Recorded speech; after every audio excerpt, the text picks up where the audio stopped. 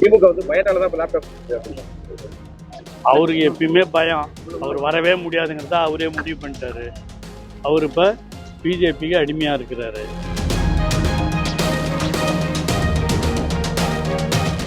திமுக வந்து பயத்தால தான் லேப்டாப் அவருக்கு எப்பயுமே பயம்.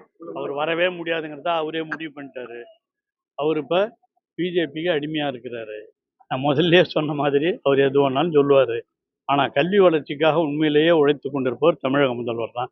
இன்னைக்கு கூட பார்த்தீங்க, சைக்கிளாக இருந்தாலும் மற்ற நிகழ்வுகளாக இருந்தாலும் லேப்டாப்லாம் மாணவர்களுக்கு மாணவிகளுக்கு சென்றடைய வேண்டும் என்று கொடுப்பது கல்வி வளர்ச்சிக்காக.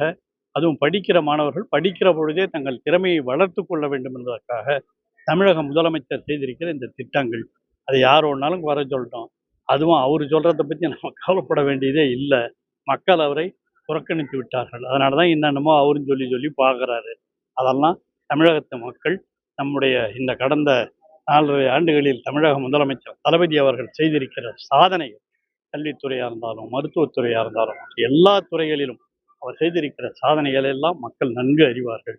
அதனால் இவர் எடப்பாடி, நாம் உண்மை சொன்னதால் துதிபாடியினுடைய இது எப்பொழுதும் எடுபடாது என்பதுதான். பிளே ஸ்டோர் மற்றும் ஆப் ஸ்டோரில் இருந்து பாலிமர் செயலியை QR கோடு மூலம் பதிவிறக்கம் செய்யுங்கள். செய்திகளை உடனுக்குடன் பெறுங்கள்.